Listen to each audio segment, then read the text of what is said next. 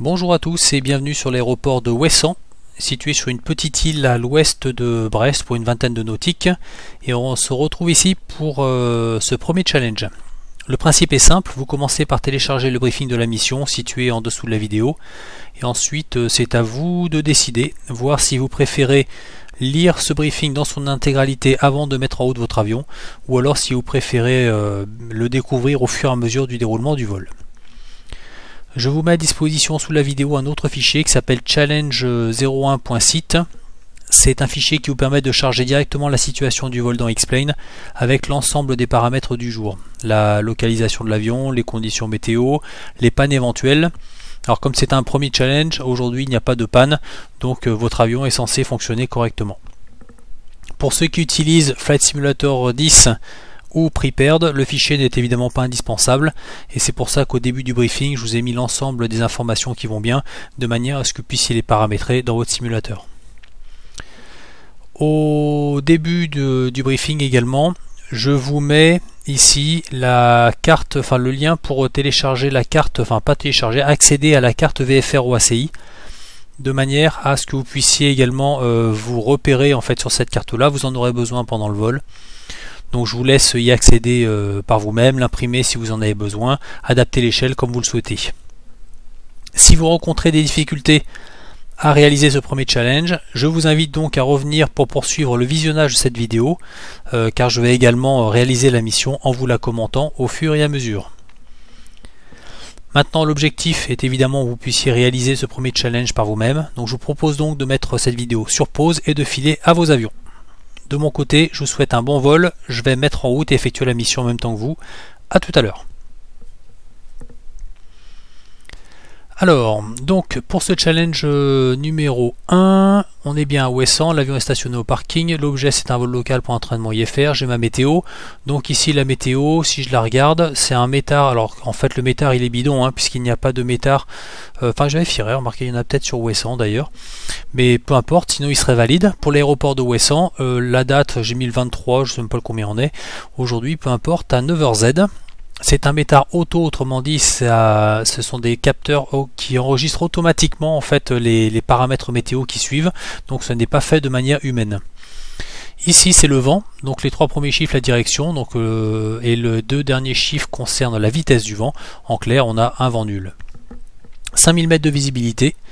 OVC c'est overcast, ça veut dire que le ciel est complètement couvert. Pour 8 huitièmes, en fait on divise le ciel en 8, et pour 1 à 2 huitièmes on considère que ce qu'on appelle few, donc il y a un petit peu de nuages. 3, 4, il y en a encore un petit peu plus. 5, 6, 7, 3, 4 ça s'appelle scattered, SCT. Lorsqu'on a 5, 6, 7 huitième du ciel, donc autrement dit plus de la moitié du ciel, on appelle ça broken, BKN, et lorsqu'on a tout le ciel de couvert, donc les 8 huitièmes, dans ces cas-là c'est overcast, OVC. Donc là vous considérez qu'on a 5000 mètres de visibilité et un plafond, on a des nuages sur 8 huitièmes du ciel, autrement dit sur toute la surface du ciel, à 800 pieds, on multiplie ici par 100.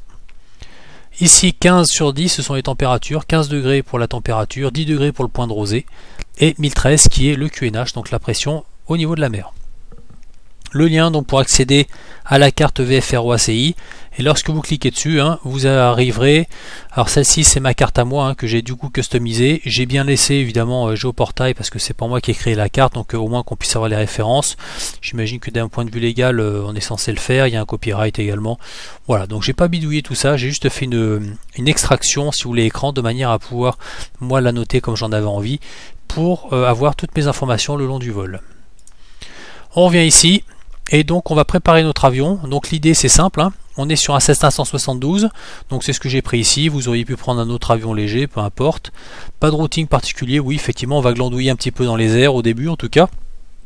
Et donc on a décidé de régler le VOR de Quimper, donc 117.8 sur notre nav 1 avec une course au 130. Alors ce qu'on va faire, je vais réduire la carte, je vais commencer à mettre en route mon avion. Donc comme d'habitude, alors avant de faire des conneries, je vérifie que tout soit bien. Donc tout est sur off ici, c'est sur off, les magnétos sur off, pas de breaker qui a sauté, les volets sont rentrés, la mixture ici sur plein pauvre, la manette des gaz également, le parking brake est appliqué. On est parti. La batterie c'est sur on. Ensuite, le beacon sur on pour la mise en route, les feux de navigation également, la mixture sur plein riche. On considère que c'est démarré, c'est dégagé partout. Allez, mise en route. C'est mis en route, on revient ici. Je vérifie mes paramètres au moteur, ça stabilise, pas d'emballement. C'est parfait. Mon alternateur sur on tout de suite. Tac, tac. Taxi, oui, je mets tout sur on parce qu'on va vite après s'aligner et partir. La fuel pompe, je ne l'avais pas mise, c'est une erreur, j'aurais dû la mettre avant la mise en route. Voilà, donc là je serai prêt. L'avionique, de toute façon, ça va aller assez vite. Hein. Alors, je vais mettre ça sur on. On me dit ici, vous voyez tout ce qui est GPS en magenta, hein, je vous rappelle, c'est du GPS. Donc ici, Wesson, c'est bien. Est-ce que j'ai un plan de vol de rentrée? Non, ça tombe bien, j'en ai pas besoin. Donc je vais le virer. Non, c'est pas ça. Ensuite, ici, le GPS, donc j'ai dit que j'en avais pas besoin. Je vais passer en CDI ici. Donc l'aiguille verte qui est relative ici au 110-75 et que je vais donc mettre sur le VOR de Quimper. J'ai dit 117.8. 117.8 c'est fait, allez je swap, crac, 117.8 c'est fait, vous voyez ça n'a rien changé du tout, ce qui est logique, on est trop bas en fait, hein. Le VOR c'est une portée vraiment directe, donc là on est au niveau du sol, le VOR de Quimper est un peu loin, donc on ne le recevra que lorsqu'on sera en l'air. Pour l'instant en tout cas, j'ai dit que je voulais intercepter, je vous remets le briefing, parce que j'ai déjà oublié, on veut avec une course au 130. Avec une course au 130. Bah voilà, on va mettre la course au 130.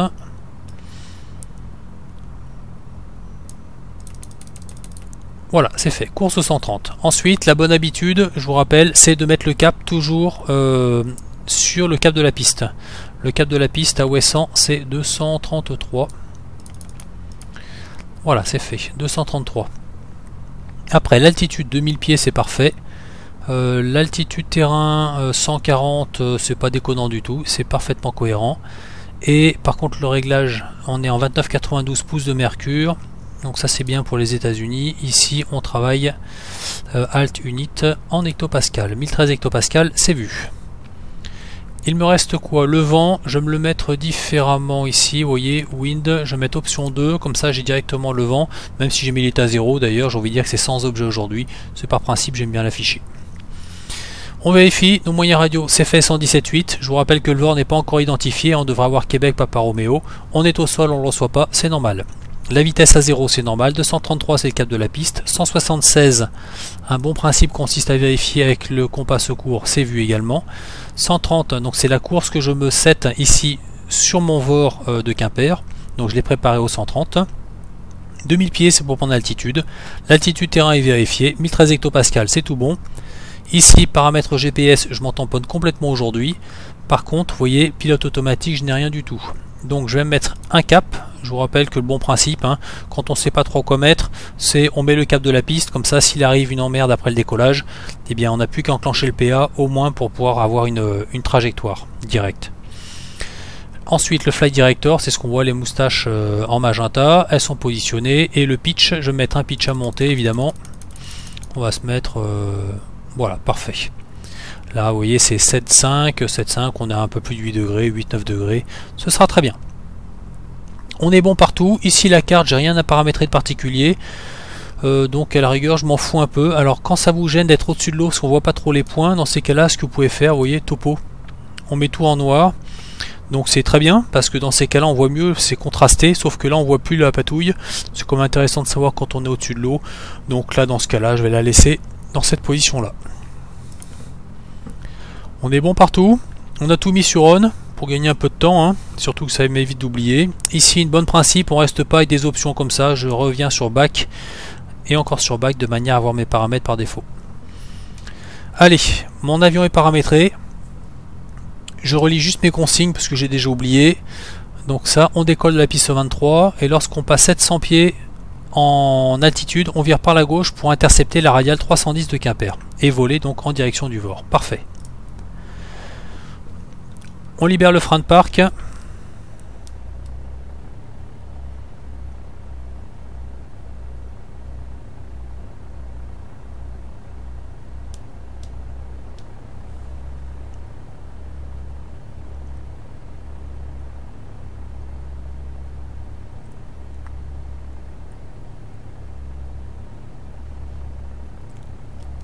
Voilà, le bon principe, on va engager la piste. Dans ces cas-là, on se met le transpondeur sur Alt. Voilà, comme ça le transpondeur a les informations de l'avion sur son radar.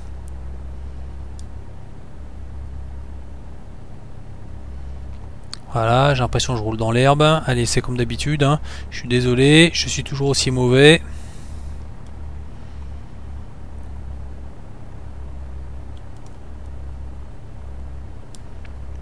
On arrive sur la piste.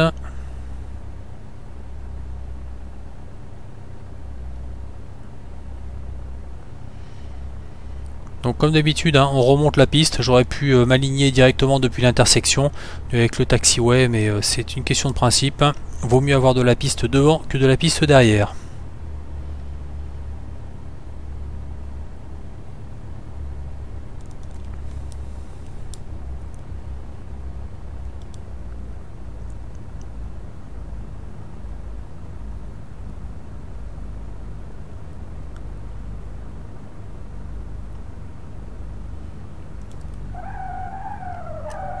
Oula.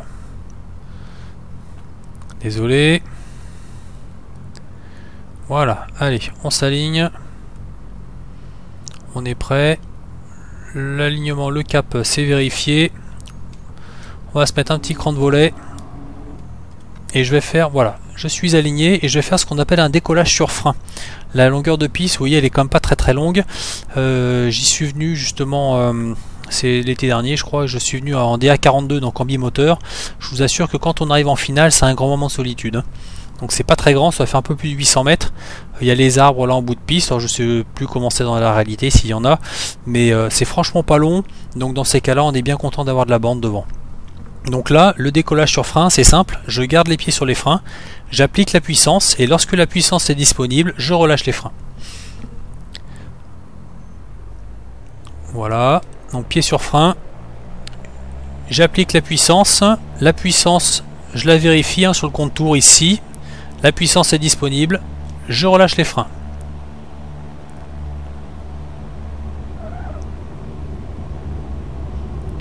Allez, le badin est actif, pas de voyant d'alarme, 60 nœuds, rotation, je viens chercher mon flight director.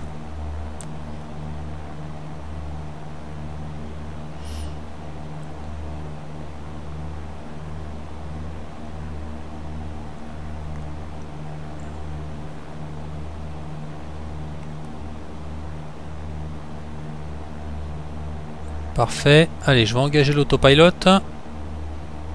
On a passé 400 pieds. Autopilot sur on. Mes loupiottes, je n'ai plus besoin de mes landing lights, taxi light non plus. Je vais garder le beacon, le nav, le strobe, la fuel pompe en étant monté. C'est bon maintenant. On a décollé. On a passé 700 pieds. Virage par la gauche. Et là, vous voyez, je reçois maintenant le vent de Quimper. Il est identifié ici. Québec Papa Romeo, donc c'est parfait. J'avais dit la course au 130, donc pour l'instant je vais mettre mon heading bug ici au 130, hein. Excusez-moi, je l'ai fait au joystick, hein. C'est ici que donc je fais jouer mon heading bug, donc je le mets au 130. On voit que ça, il va falloir que je stoppe mon virage un peu avant. Je vais le mettre pour l'instant au 150, allez hop. Voilà, je le mets au 150, vous voyez le temps d'intercepter proprement mon aiguille. Donc ce qui se passe, j'ai demandé le 130 et ici vous voyez que si jamais je me mets au 130, j'ai toujours quand même mon aiguille de déviation qui est sur la droite. Donc pour aller chercher mon aiguille de déviation, il faut que je mette mon cap vers cette aiguille. C'est pour ça que du coup, au lieu de m'arrêter au 130, je me suis arrêté avant au 150. Et là j'ai deux solutions. La première, c'est que je monitore vraiment quand mon aiguille va être axée de manière à me remettre au 130. Ou alors j'ai la solution du feignant, et c'est celle-ci que je vais prendre, c'est qu'ici je vais appuyer sur nav. Quand je vais appuyer sur nav ici, vous allez voir qu'au lieu de heading, il va mettre VOR.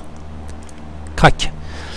En mettant ça, il a compris que ce que je voulais moi, c'était intercepter ma course au 130, et du coup, je ne vais rien toucher du tout. Vous allez voir, pour l'instant, mon cap, vous voyez, il est au 147 là. Je vais le synchroniser. 146. Et vous allez voir que je vais rien toucher du tout. Je laisse en VOR comme ça, et lui, tout seul, il va changer de cap au fur et à mesure qu'il va intercepter la course de manière à pouvoir se mettre proprement sur la course 130. J'arrive à 2000 pieds, stabilisé, c'est parfait. Et il faut également que je monitore mon DME. Mon DME, voilà, ici.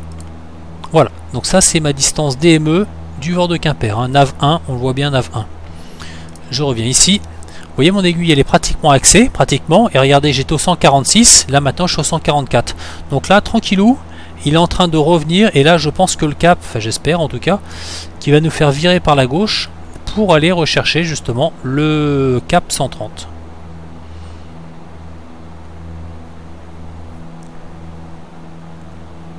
Voilà, crac, vous voyez, il arrive, il l'a intercepté tout seul, on n'a rien touché, et là il est en train de venir tout seul au 130. Donc je ne vous l'ai pas montré dans les précédents tutos, hein. Pour l'instant l'idée c'était de pratiquer. Là, si on commence à faire des vols un petit peu challenging, parce que j'ai dans l'idée de faire 2-3 bricoles un peu intéressantes, dans ces cas-là vous serez content d'avoir des automatismes, qui fait que, bah voilà, il faut savoir que quand vous voulez intercepter une radiale, vous lui donnez un cap pas trop déconnant de manière à ce qu'il puisse aller la chercher, et une fois que c'est le cas, vous armez ici le mode nav, vous vérifiez VOR et il ira vous chercher tranquillement ce que vous avez marqué ici comme course. On est bien?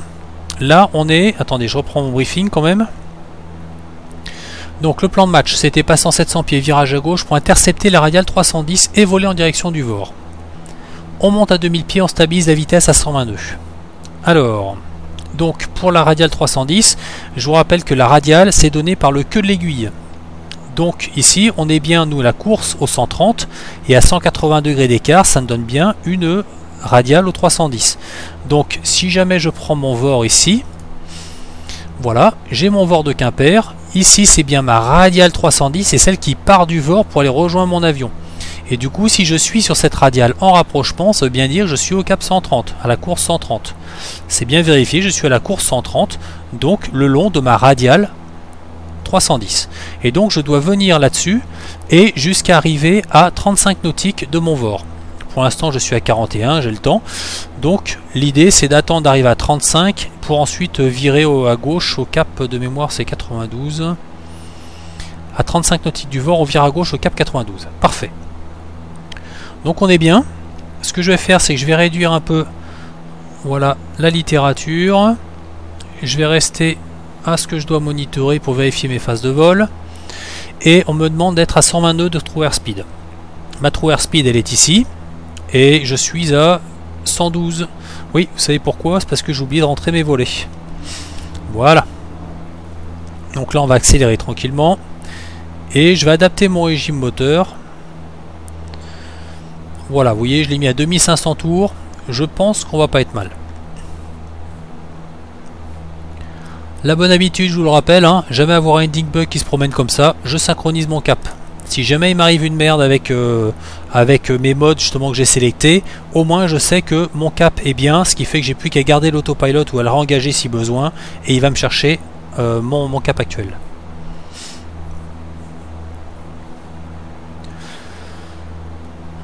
Bon, prochaine étape, donc c'est à 35 nautiques, virage par la gauche. Alors là vous voyez, comme je suis avec mon VOR, il est en train de suivre mon VOR, on est d'accord que mon heading bug ne me sert à rien.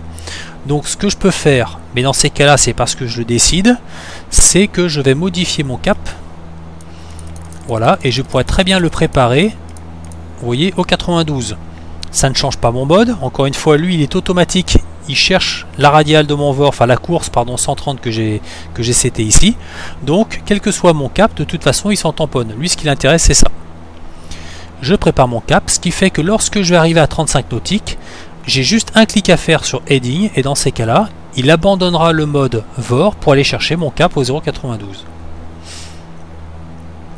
Ma puissance, vous voyez, 2530, et je suis à 122 nœuds, c'est cohérent, hein, quand je vous dis que 2500 tours, c'est une bonne valeur pour 120 nœuds.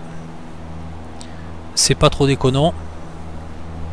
Voilà, 2500 tours. On va voir un peu comment évolue la vitesse. Et pourquoi je mets 120 nœuds? Déjà parce que c'est cohérent par rapport à cet avion là. Et que ça nous permet d'avoir une mesure de distance qui est simple. Puisque on a... comment dire, puisqu'on fait 2 nautiques minutes, 120 nœuds ça fait 2 nautiques minutes. J'ai oublié un petit paramètre, à 35 nautiques on vire au 92 et on poursuit pendant 11 nautiques en maintenant la vitesse. J'ai donc autre chose à faire, c'est que je dois préparer mon timer ici pour savoir lorsque j'aurai enfin quand j'aurai parcouru ces 11 nautiques. 35.2, on y arrive. Crac, c'est parti. Vous voyez, j'ai cliqué sur Heading, du coup il tourne à gauche automatiquement. Et je me tiens prêt à enclencher mon chrono. Alors quand j'arriverai à aller à 2 degrés interception, donc au 94, j'enclenche mon chrono.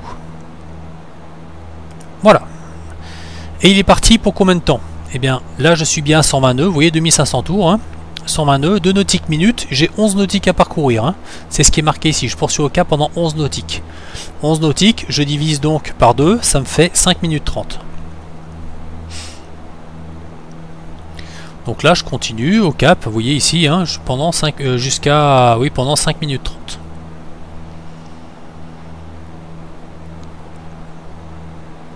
Donc là je fais gaffe à rien, hein, je suis en train de faire ma petite navigation, peu importe les eaux dans lesquelles j'évolue. On va regarder d'ailleurs la carte ici. Donc on voit la trajectoire, on est bien allé intercepter notre radial. À 35 nautiques du VOR de Quimper, on vire à gauche au cap 0,92, pardon, et c'est là qu'on poursuit pendant 11 nautiques. Et là le contrôleur nous dira, donc c'est ce que je vous ai mis dans le briefing, c'est que on arrive dans une zone interdite. Et oui, en fait là, ici quand vous voyez P112, là cette zone là c'est une zone P, c'est prohibited en anglais, donc c'est interdit. Donc toute cette zone là qu'on voit est une zone interdite au survol. Donc forcément le contrôleur lui le voit sur son écran radar et ne peut que réagir en nous contactant nous. Alors vous dire comment il nous aurait contacté, pour être crédible il aurait fallu qu'on fasse comme ça. Voilà. Comme ça. Allez. Ici, alors ce qu'on aurait fait, on a comme 1. Je ne sais pas si on peut avoir la com 2 d'ailleurs en réception. Donc en fait, admettons que ça ce soit, on va faire comme ça plutôt. C'est une fréquence de communication du contrôleur normal avec qui on est censé être. Et une bonne pratique consiste à systématiquement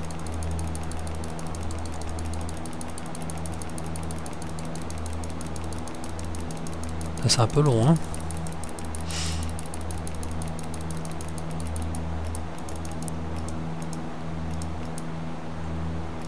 Voilà. Systématiquement, une bonne pratique consiste à veiller 121.5, qui est la fréquence de détresse, qui fait que n'importe qui est en détresse va communiquer dessus. C'est aussi valable pour un avion que pour un contrôleur. Donc là, je serais censé, moi, communiquer avec le contrôleur de la zone. Ici, vous voyez, c'est 124 725. Le service d'information de vol, non, c'est plutôt 119,57 dans cette région. Donc là, si jamais je faisais quelque chose de propre, allez, je le fais jamais avec vous, hein, mais là, exceptionnellement, on va le faire. 119 et 57.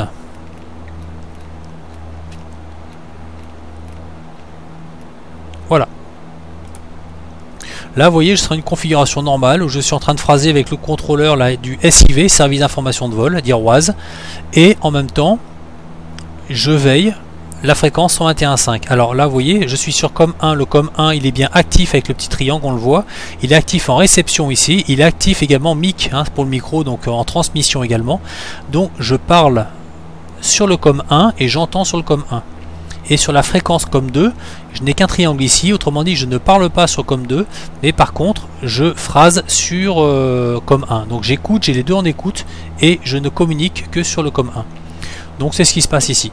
Et du coup le contrôleur, lorsque je vais arriver dans sa zone ici, la P112, il m'appellerait, il essaierait avec le SIV ici. Maintenant admettons que j'ai pas pris la fréquence, j'ai pas monitoré parce que c'est pas obligatoire non plus. Donc dans ces cas-là, il me contacterait sur la fréquence de détresse, c'est une procédure normale. Et il me contacterait sur 121.5 que je recevrai puisque je l'ai bien mis en écoute ici. Voilà.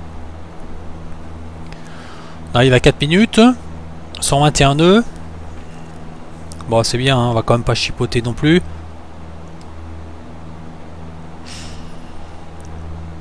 Et donc je vois mon avion ici, vous voyez, et donc là le premier contact radio au bout des 5 minutes 30 doit se faire là au bout de ma flèche orange.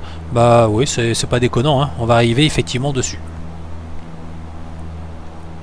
Qu'est-ce que je peux vous dire d'autre sur la carte? Ici, vous voyez, alors la P112, il n'y a pas de limitation particulière, hein, c'est valide, c'est sans limitation d'altitude.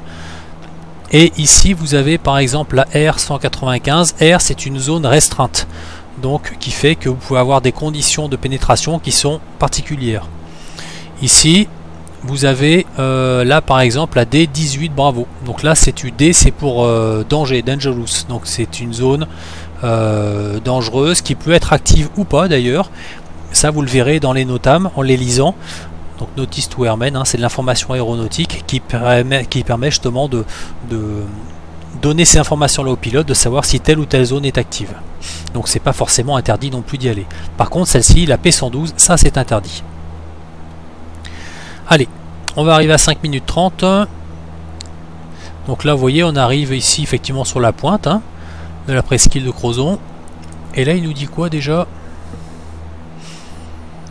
Voilà, il nous a contacté. Et puis là, il nous dit qu'on vient de pénétrer dans la zone interdite. Il a raison, on est effectivement dedans. Et lorsqu'on regarde la carte, donc on tente de comprendre, bah on a compris maintenant. Et il nous demande donc du coup de prendre le numéro de la zone P dans laquelle on est, donc on sait que c'est la P112, et d'y additionner 0,5. Autrement dit, ça fait 112.5. Et on règle du coup notre nav1 sur la fréquence. Bah voilà, on va régler 112.5 ici, crac. Et 112.5, on l'identifie, Alpha Romeo Echo. Et effectivement, si on va là, donc on était bien 112, on rajoute 0.5, ça fait bien 112.5. Et 112.5, vous voyez, c'est ici le VOR des monts d'arrêt. Alors bon, c'était pas d'un grand intérêt si vous voulez à vous demander de faire ça. L'idée c'est juste que de manière à ce que vous puissiez jeter un cil à la carte, de comprendre pourquoi il y avait une zone ici, et puis de voir que c'était une zone interdite. Voilà, donc c'était juste l'idée de retrouver la fréquence. Maintenant que j'ai ça, j'ai oublié ce qu'il nous demande. Donc effectivement ça marche. On prend un cap 0,55 pour intercepter et suivre la radiale 275. Alors cap 0,55. Voilà, et donc ici, j'ai dit que je voulais suivre la radiale 275. La radiale, je vous rappelle que c'est la queue de l'aiguille. Donc je vais mettre ma queue de l'aiguille. Voilà. Et 275, si je rajoute 180 degrés, c'est bien, ou je réduis 180 degrés, ça fait bien 0,95. Donc j'ai bien ma course au 0,95. C'est comme tout à l'heure. Ou alors on attend, vous voyez là pour l'instant il faudrait bien prendre un cap par la gauche, donc c'est bien ce qu'on a fait, hein. Si jamais on s'était mis au 0,95 on n'aurait jamais intercepté la course. Donc pour l'intercepter il faut bien que j'aille à gauche, c'est bien ce que j'ai fait, donc là 0,55. Et j'ai deux solutions, la première c'est que j'attends que l'aiguille arrive toute seule et puis je règle mon cap, ou alors je fais comme tout à l'heure, la solution du feignant, et c'est ce que je vais faire. Je suis seté proprement ici, je clique sur nav. J'ai mon VOR qui apparaît, et il va garder pour l'instant mon cap jusqu'au moment où il interceptera la radiale. Si on se remet sur la carte ici, vous voyez, on y a bien pris le cap 0,55, on est donc sur ce leg là, et là, on nous demande d'intercepter la radiale 275, donc la radiale est part du VOR, c'est bien celle-ci, 275, voilà, on doit être dessus, et le but c'est d'aller la suivre. Donc ce qu'on veut nous, c'est bien suivre une course au 0,95, ce qu'on a c'était ici. Et là, vous allez voir qu'au bout d'un moment, oups, il va partir par la droite pour aller chercher cette radiale.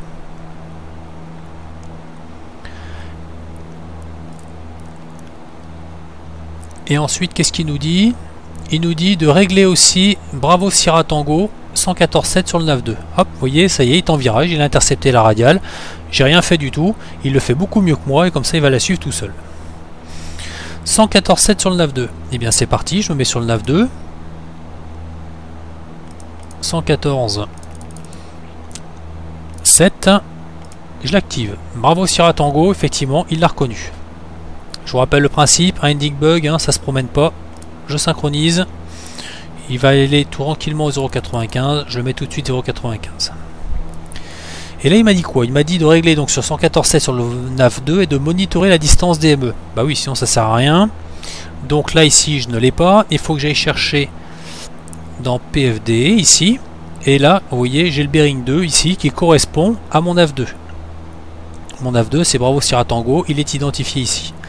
J'ai 4 nautiques 4 et il faut que j'aille jusqu'à 17 nautiques. Donc j'ai le temps, hein. Et donc en suivant, en arrivant à 17 nautiques de Bravo Sierra Tango, on prendra le cap 0,44. Écoutez, pour l'instant, on est parfaitement bien. Donc vous voyez où on est ici. On est bien, si j'affiche ma carte, on est bien là, parfait. On est en train d'arriver tranquillement au 0,95. Vous voyez, 0,92, il est en train d'affiner ses petites affaires tranquillement pour être dessus. Et on poursuit jusqu'à donc intercepter là, Bravo Sierra Tango, les 14 nautiques.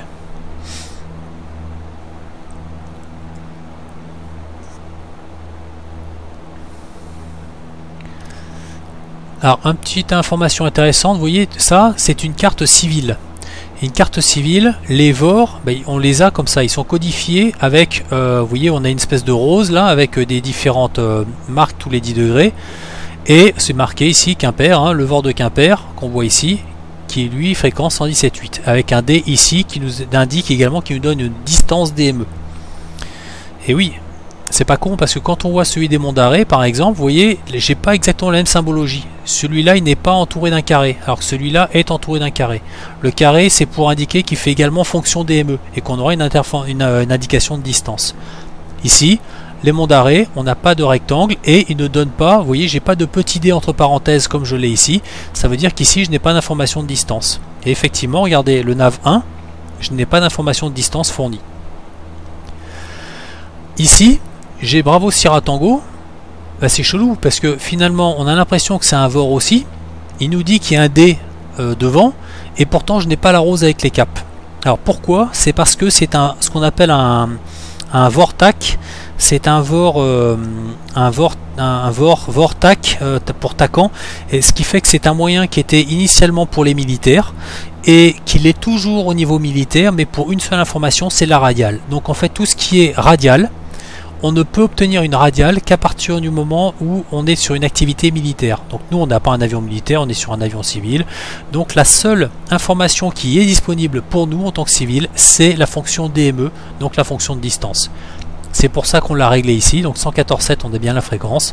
Il nous met le D entre parenthèses qui indique que la fonction DME de distance est donc disponible pour nous, mais on n'aura pas l'information du VOR parce que c'est un VOR TAC, donc c'est pour usage militaire. Et c'est pour ça qu'on n'a donc pas la rose qui permet de nous regarder, pour nous positionner par rapport à une radiale. Bon, ici on s'en tamponne, on nous demande de suivre la radiale, vous voyez des monts d'arrêt, la radiale 275, et d'arriver à 14 nautiques de Bravo Sierra Tango pour ensuite prendre le cap 0,44.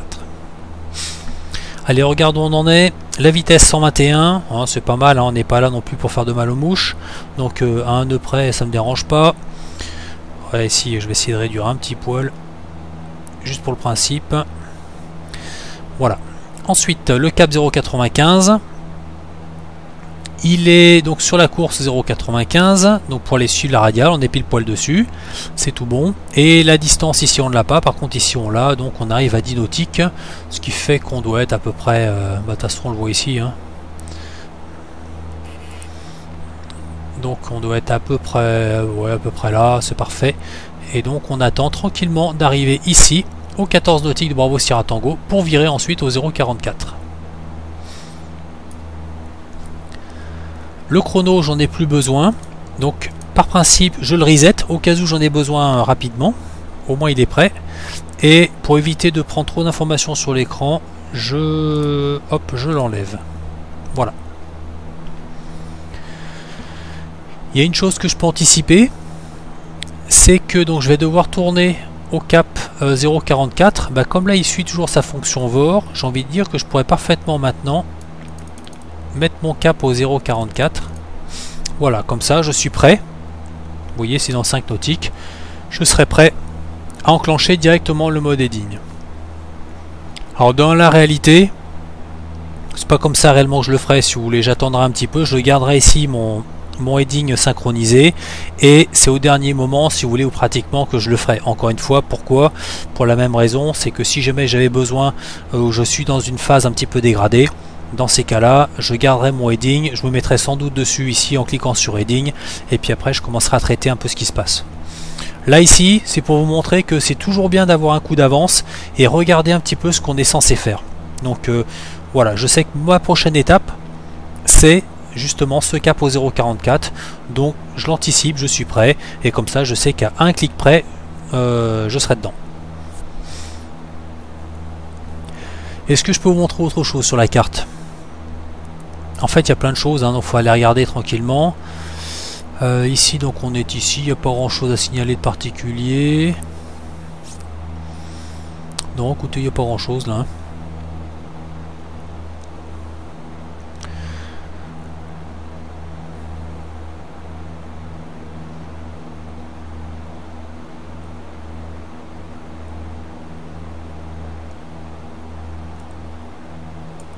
Là, dans quelle zone je suis? Donc là, je suis passé par la CTR de l'Envéoc. Vous voyez ici avec la fréquence, évidemment, j'ai mis mon trait dessus, donc c'est 120 point quelque chose.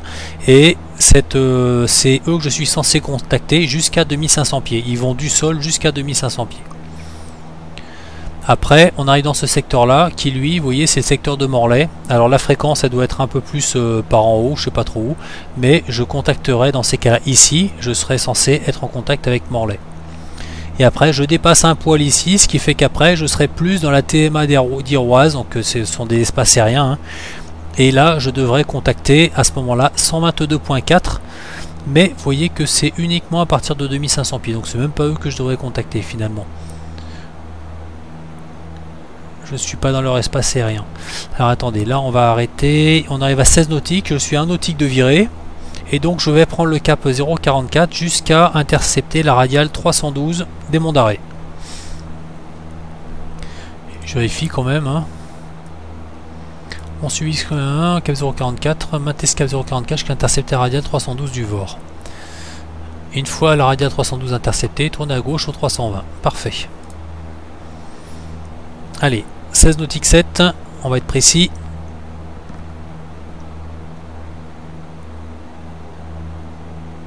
Crac, 17 nautiques, virage par la gauche au 0,44. Et donc vous voyez qu'on a toujours bien maintenu notre aiguille, hein, à la course qui était prévue 0,95. On va s'établir. Ici on nous demande donc d'aller intercepter la radiale 312. Donc je vais setter ma radiale 312. Je vous rappelle que la radiale c'est indiqué par la queue de l'aiguille. Donc je mets la queue de mon aiguille ici. 312 moins 180, j'arrive bien au 132, c'est vérifié. Donc là ce que je vais faire, je vais garder mon aiguille comme ça. Au fur et à mesure que je vais progresser comme ça vers le nord, bah, on voit que pour l'instant on est bien sur la radiale 275, on était dessus. Après ça va faire 280, 285, 290, 300, 310 et 312. Donc au fur et à mesure, cette radiale là, au 312, elle va venir tomber ici pour synchroniser ici. Et dès qu'elle sera là, on prendra, je ne sais plus ce qu'il nous a dit, je crois que c'est un cap 320. On en est où? On en est ici. Maintenez ce cap 0,44 jusqu'à intercepter la radiale 312. Une fois la radiale 312 interceptée, tournez à gauche au cap 320. Oui, c'est ça, oui. Parfait. On se remet là. Et donc ce sera bien par la gauche 320. Impeccable.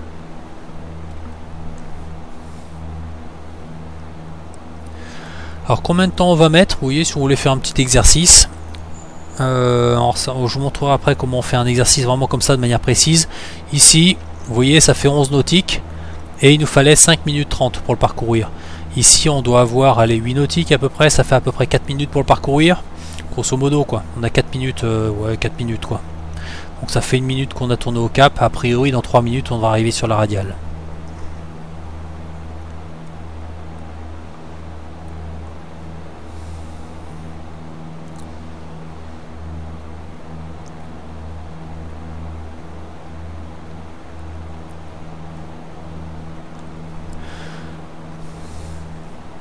Bon, ce premier challenge, en fait, vous voyez, il n'est pas très compliqué. Bon, il y a quand même 2-3 notions qu'il faut avoir gardé à l'esprit, mais qu'on a déjà vu dans des précédents tutos. Donc l'idée, c'est ça, si vous voulez, hein, c'est de se servir un peu de ce qu'on a vu avant, de manière à les mettre en pratique dans des situations qui ne sont pas forcément planifiées à l'avance, mais on peut parfaitement s'en accommoder. Un contrôleur qui nous demande de suivre tel ou tel radial ou d'aller à tel endroit, voilà, faut pas que ça pose problème, faut pas que ce soit un obstacle, il faut être capable de manipuler un peu ces moyens radio. Donc ça permet en même temps de découvrir le Garmin 1000, hein, de découvrir des nouvelles fonctions comme la fonction de suivi automatique du VOR, vous voyez, de la radiale de VOR. Donc le but c'est de démystifier un peu tout ça, de se sentir de plus en plus à l'aise sur la manière de monitorer aussi bien un DME, de monitorer une fréquence, d'avoir éventuellement même deux moyens en même temps qu'on monitore, hein, parce que c'est le cas ici, on attend une radiale du VOR 1, on aurait pu monitorer également une distance, et bien écoutez, de Bravo Sierra Tango, j'aurais très bien pu regarder à quelle distance se trouve ce point là, de manière à savoir réellement à quel moment j'allais l'intercepter, quoi. Donc tout ça, il faut se sentir à l'aise là-dessus. Et puis au fur et à mesure, on pourra faire des challenges un petit peu plus compliqués. Je vous rajouterai 2-3 petites bricoles. Ça peut être des conditions météo qui sont pas terribles. Bon là, vous allez me dire, on voit rien dehors. Vous avez raison. Mais là, il n'y a pas de vent, par exemple. Il n'y a pas d'orage. Il n'y a pas de pluie qui est un peu désagréable. Hein, ça fait du bruit. Ça peut cacher un peu la visibilité. On peut avoir des conditions de brouillard, on peut avoir pas mal de choses comme ça qui sont pas forcément terribles. Et puis il y a également les pannes, c'est-à-dire que là c'est un avion qui fonctionne très bien. Maintenant on pourrait très bien avoir 2-3 pannes qui peuvent être pas forcément significatives. Il y en a qui peuvent être un peu bénignes, où c'est pas forcément très grave, sans incidence, mais il y en a d'autres qui peuvent réellement avoir un impact sur votre vol. Je me coupe, pardon, regardez, l'aiguille, elle s'est activée au niveau du VOR, donc là, on est en train d'arriver tranquillement, vous voyez, sur la radiale 312. Et lorsqu'on sera sur la radiale, je vous rappelle, c'est à gauche au cap 320. Bon, je me tiens prêt, parce que ça va rentrer assez vite. Donc, qui est mon virage au 320.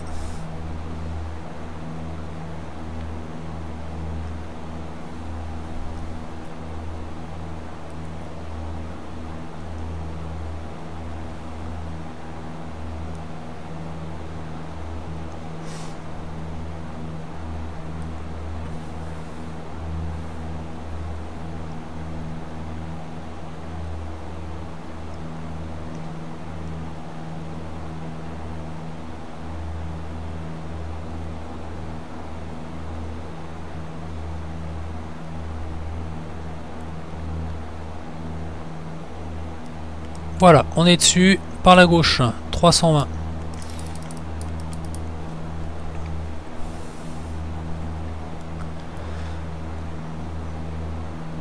Et ensuite, qu'est-ce qu'il nous a dit?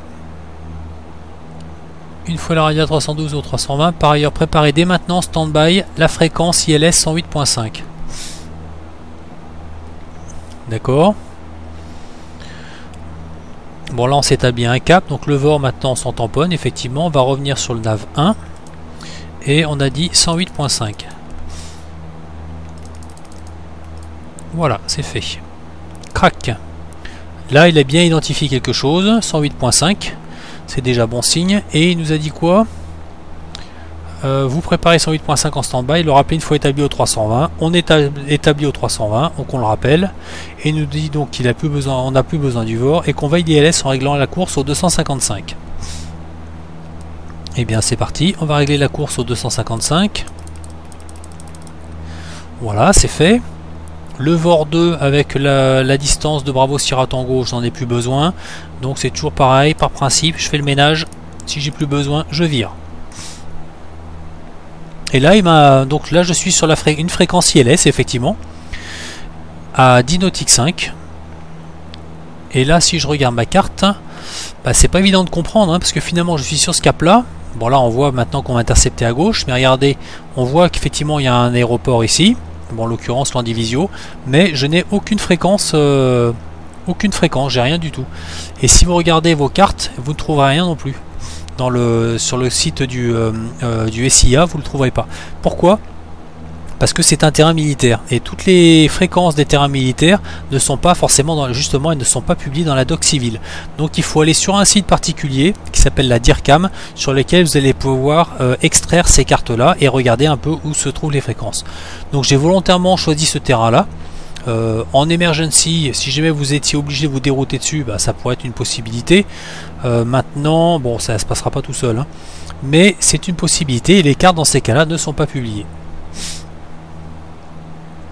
Alors, ici, donc 255, donc on a beau regarder la carte de navigation, impossible de trouver cette maudite fréquence ILS, effectivement, on suit les instructions, et là vous allez voir qu'on va pas tarder, puisque c'est une fréquence ILS, on va pas tarder à le choper, et dans ces cas-là, dès qu'on va choper le mode, le lock, dès qu'on va le voir s'activer, on va armer le mode approche.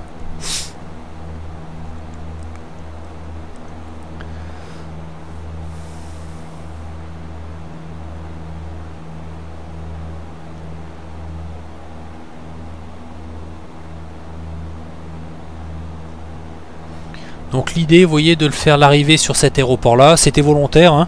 C'est de manière à ce que vous disiez, bah, vu le scénario, il n'y a quand même pas 36 aéroports dans le coin. A priori, c'est l'Andivisio. Et quand vous allez sur le site du SIA pour essayer de télécharger les cartes, eh bien, écoutez, c'est la surprise, justement, il n'y en a pas.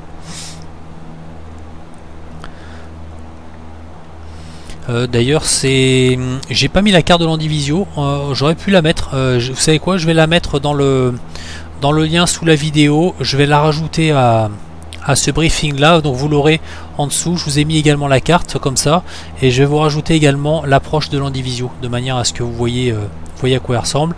Mais c'était volontaire, de manière à ce que là, je vais vous faire un ILS finalement, sans avoir la carte. Voilà, le lock qui rentre, vous voyez, ça rentre fort même, j'arme le mode approche. Et là, crac, il enquille le lock. Il va aller s'établir. Et le contrôleur me dit, l'interception du glide sera à 5 nautiques 8 de l'ILS. Pour l'instant je suis à 7 nautiques, ça veut dire que ça va venir assez vite, hein. Dans un peu plus d'un nautique je l'intercepte. Donc là on va commencer à réduire tranquillement la vitesse. Et donc on se prépare à la descente. Il nous dit que l'altitude de l'aéroport est à 340 pieds. Bah, c'est sympa à savoir parce que ça nous permet de savoir quand on va franchir justement la couche. Bon, elle est à 1000 pieds je crois, la couche, 800 pieds sol, donc ça nous permet de savoir que bah, on a encore quelques centaines de pieds en dessous de la couche, de manière à pouvoir voir l'aéroport. Voilà, il s'établit tranquillement sur le lock. L'habitude, je synchronise mon cap, et théoriquement c'est 255 pour la percée, je vais mettre au 255. Ici vous voyez, j'ai intercepté mon glide, le glide slope est devenu actif et je suis en train de descendre tranquillement. Je vais réduire un peu ma vitesse. Et après, qu'est-ce qui se passe? Bah rien, on atterrit, on roule jusqu'au parking. Voilà. Et bien c'est parti. Je n'ai plus besoin de ça. Je vais maintenant monitorer proprement mon approche. Je suis en train de décélérer. J'arrive à 5 nautiques. Vous voyez, 4 nautiques 7 hein, de l'ILS.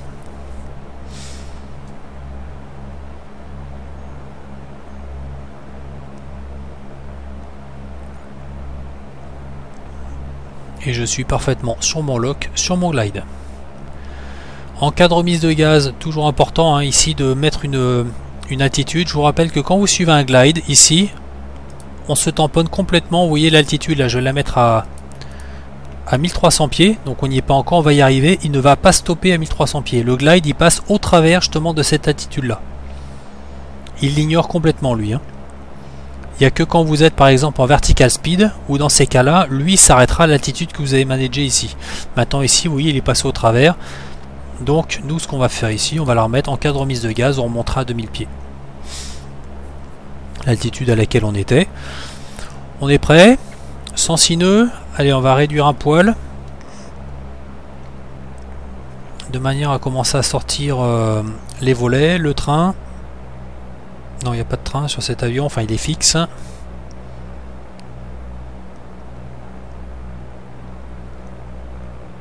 On arrive à 2 nautiques 5. Hop, on passe sous la couche. On est parfaitement axé.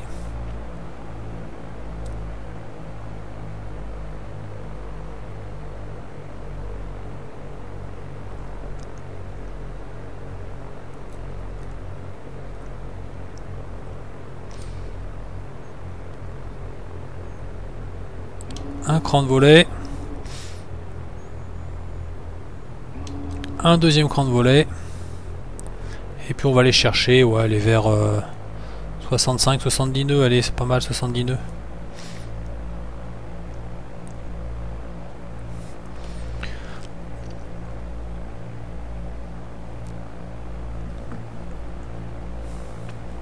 Hop, comme d'habitude, j'ai oublié mes lumières. Allez, landing lights et taxi, la fuel pompe. Parfait.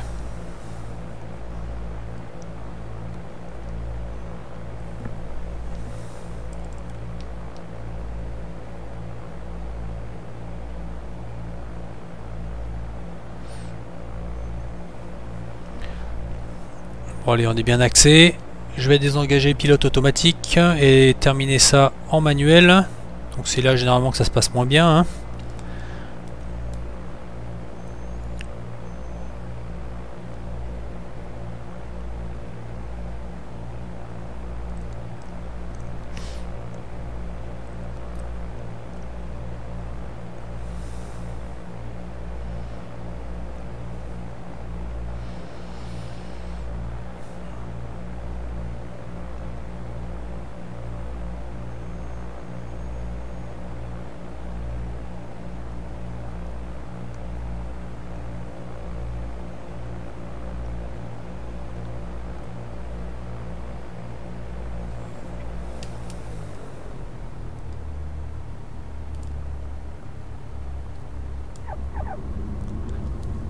Voilà, c'est posé.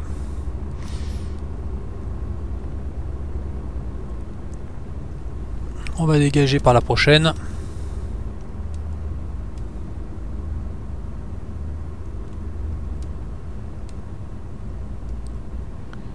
Donc là on est posé sur la base aéronavale de Landivisio. Alors en fait là ce qu'on a fait c'est un scénario qui aurait parfaitement pu se produire, hein. C'est-à-dire que là vous êtes en train de voler, vous avez décollé d'Ouessant, vous vouliez grenouiller un petit peu pour faire un vol local et puis pratiquer un petit peu vos bases IFR, et finalement sans faire exprès vous êtes rentré dans la P112 qui est donc une zone interdite. Et dans ces cas-là, le contrôleur forcément ça va un peu l'émouvoir et il peut parfaitement donc vous demander à ce que vous veniez vous poser sur, ou aussi bien, alors ça aurait pu être sur l'Envéoc, ça aurait pu être sur Brest, ça aurait pu être sur Landivisio, de manière à ce qu'ensuite, vous avez vu la qualité du roulage, hein, c'est effrayant, de manière à ce que vous puissiez ensuite être interrogé et puis débriefer avec justement la gendarmerie pour savoir pourquoi vous avez pénétré cette zone P112 sans autorisation. Donc là ce qu'on a fait, c'est un scénario qui aurait parfaitement pu se produire. Voilà, on va dégager.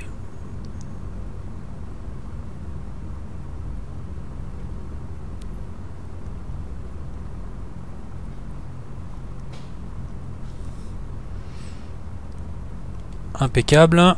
Ici on dégage la piste. Hop. Le transpondeur, on le met sur on seulement. On revient. Les lumières, on coupe les landing lights. On va couper les strobes, on va garder les naves, le taxi, le beacon c'est pareil, la fuel pompe on n'a plus besoin. Les volets on les rentre.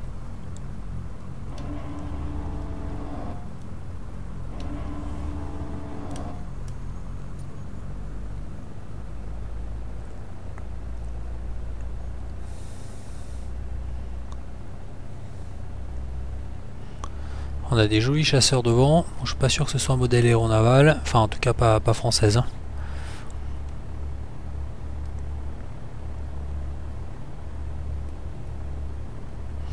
On va se mettre juste à côté.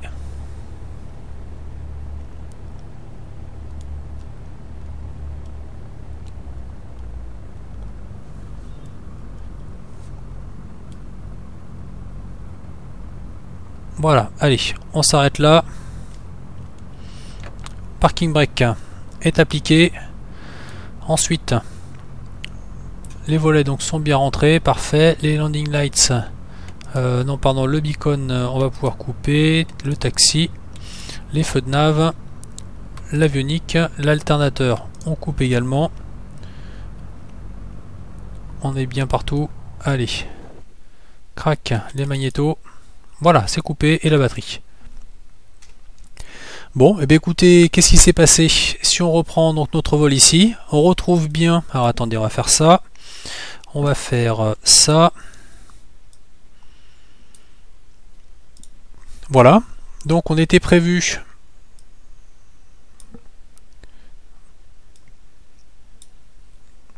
Ici décoller donc de Ouessant, c'est parfait. On a décollé donc dans l'axe pour ensuite intercepter la radiale 310 du VOR de Quimper. C'est bien ce qu'on a fait. On est allé l'intercepter tranquillement et il l'a fait tout seul en plus. Le cap 092, c'est fait. Jusqu'à arriver sur ce point-là où là le contrôleur nous dit halte au feu. Là il y a un problème. Vous rentrez dans la paix de 112 sans autorisation. Le temps de CT moyen radio, on est allé là. Le cap 055, c'est parfait. On est allé intercepter la radiale 275 des monts d'arrêt. C'est bien ce qu'on a fait. Arrivé ici, on a poursuivi donc pour 17 nautiques de Bravo Sierra Tango, qui doit être là. Ensuite, on a viré par la gauche, c'est ça au 044, jusqu'à intercepter la radiale 312. La radiale 312, ici, des monts d'arrêt, c'est bon. Et là, on a pris le cap 320. C'est ce qui était prévu ici, jusqu'à intercepter l'axe ILS de l'Andivisio, voilà, pour venir ensuite se poser sur la piste, je ne sais plus si c'est 26 ou 25. On est arrivé, bon là je pense qu'il y aura des briefings sérieux avec les marins de manière à savoir pourquoi on a pénétré cette zone donc sans autorisation. Donc je vous rappelle, P112, ça c'est strictement verboten, on ne peut pas rentrer dans ce genre de zone. Tout ce qui est zone restreinte et zone dangereuse, c'est pareil, il faut voir un peu quelles sont les conditions de pénétration qui peuvent être aussi bien possibles, pas possibles, pour tel genre d'avion, pas pour d'autres, en fonction des horaires, des tranches d'altitude. Donc tout ça, ça se regarde, mais c'est pour ça que ce genre de préparation, ce genre de navigation, ça se prépare. Voilà, écoutez, on est arrivé au bout. C'était ce challenge numéro 1. J'espère que ça vous a plu. Votre retour m'intéresse, savoir si jamais c'est trop technique, trop facile, de manière à adapter un petit peu les prochains. Là c'était vraiment un premier jet, j'ai essayé de faire ça en se servant si vous voulez de ce qu'on avait déjà vu au cours des précédents tutos. Maintenant encore une fois, à vous de me dire si jamais c'est quelque chose, déjà si la formule vous convient, ou si jamais ce genre d'exercice c'est pas la peine parce que vous les pratiquez très bien par vous-même. Voilà, c'est votre retour m'intéresse, postez-moi ça dans les commentaires en dessous. Si vous avez des questions, posez-les également et j'y répondrai dans la mesure du possible. Je vous souhaite une bonne journée et à bientôt. Au revoir.